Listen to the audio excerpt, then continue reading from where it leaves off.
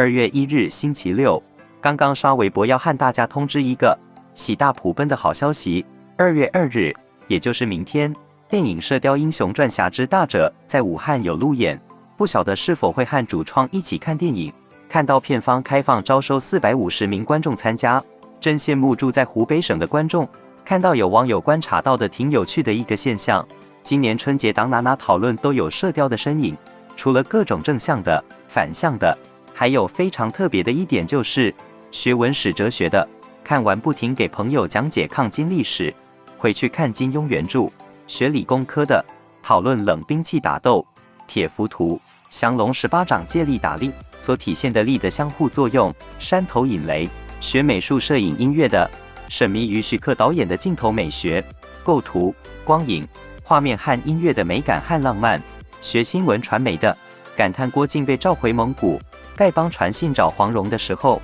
所体现的古代的信息网络、古代的赛博驿站；学医学的讨论灵智上人的颈动脉、吸毒走火入魔甲亢图眼症状、一灯大师给黄蓉治病时的五脏六腑脉络。我们的射雕其实是个细节控，伏笔多如牛毛。还有网友说，不过以下有点儿剧透了，不想被剧透的可以几天后再回来看看下文。开场就说盟军最牛的就是弓箭，堪称杀手锏，但最后练了9阴架精的欧阳锋大闹蒙古营，内力环绕完全让弓箭的远程攻击无效化，这其实也为后面郭靖谈判成功增加了筹码。过往最有效的杀手锏对他没用啊，换成你急不急？要是我急死了。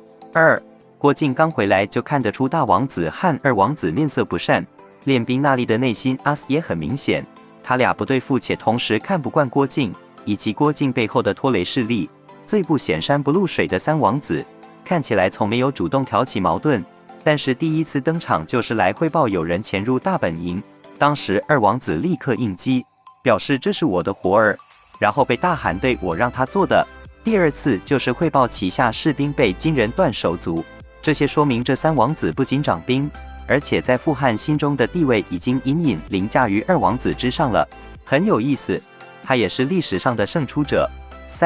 练兵那里 NPC 对郭靖介绍说，这是我们蒙古最擅长的阵法，让敌军以为我们溃败，其实诱敌深入。这种打法其实就是和敌人对冲10分兵，通过两边侧翼路过敌军时，先以弓箭消耗敌人有生力量，等冲到敌人尾部，要么就是直接形成环装包圆圈，若兵力数倍于敌军可以直接全歼对方，要么就是在敌军尾部集合，形成敌在前我在后的追击阵型。这时候在前面冲击的敌军是无法掉头的，因为会导致刹不住车，阵型打乱，但如果不回头就会被咬着尾巴打，非常被动。结合最后大宋那头，两边城外排兵布阵，宋军绝对人数明显少于蒙军，且蒙军在极短时间内整阵完毕恢复进攻形态，可见宋军对蒙军情况判断有误，如果开打必败无疑。我还刷到有网友感谢徐克在70高龄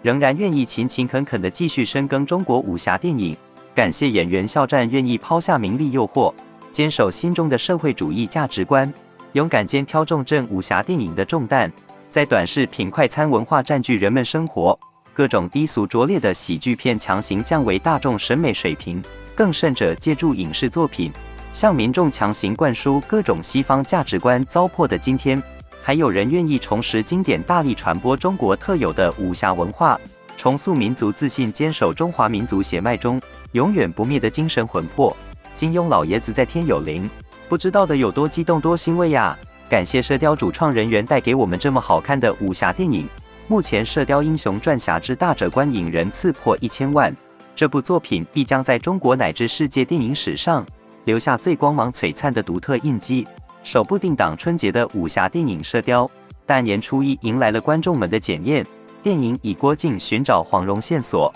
引出电影中各位主要人物的出场，也通过郭靖找黄蓉的过程，让郭靖真实看到、感受到战争给人民带来的苦痛，为后面郭靖决绝地离开养育他的草原，回到大宋保家卫国做了合理的铺垫。这条感情线其实是郭靖的成长线，在寻找的过程当中思考战争的意义，确定人生的方向，通过寻找他真正的继承复制，知道了自己真正的使命，成为了侠之大者，这是一个非常好的主线。可是却被有些人无脑黑，说电影个2半小时的时间，有2个时间在找黄蓉，我真的是被气笑了。每部作品都有它的主线，就像《西游记》的主线是取经，通过取经路串起一路斩妖伏魔的81难。《倚天屠龙记》主线就是寻找屠龙刀和倚天剑，围绕这个线索，才能引出江湖儿女的爱恨情仇。怎么《射雕英雄传》是一个主线被嘲了呢？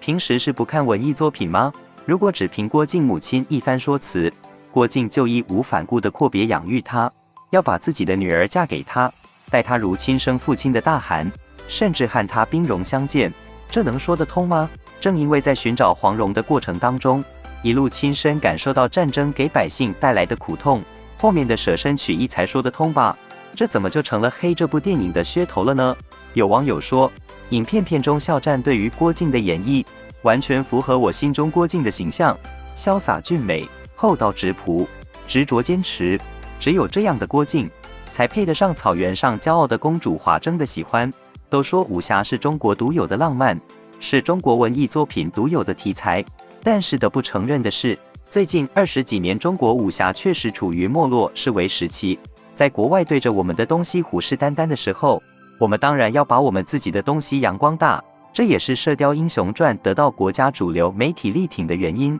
金庸100年，电影《射雕》是中国文化输出海外的桥梁，但是我就是看到无数美网两奋力抹黑这部影片，真的让人痛心疾首。偏见是中国武侠走出去的绊脚石，而最让人难过的是，这个绊脚石却是我们自己。还有网友说，真的心疼射雕了，排片少，黄金场更是少得可怜。明明上座率高，在春节档电影中的口碑也不错，就是这样的处境，还要被某些群体下黑水。真的想说，大多数影院排给射雕的都是半夜场，排了好像又没有排，感叹资本有的是手段。预售高的时候都没有好的排片，到后面黄金场少的可怜，真常见事了。类于电影圈真黑啊！最后有网友提醒，现在很多鬼东西都是时间粉圈的，你这边讨论了什么，那边他就针对你的言论，各种下通稿挖坑，各种话术让你陪聊入套，手段层出不穷。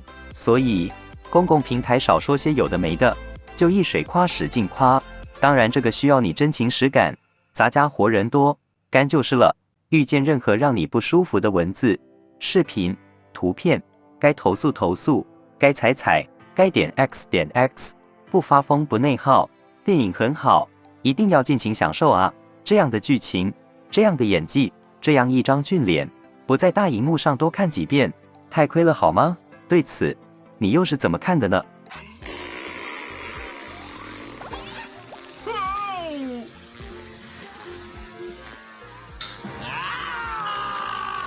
快乐就是，就像。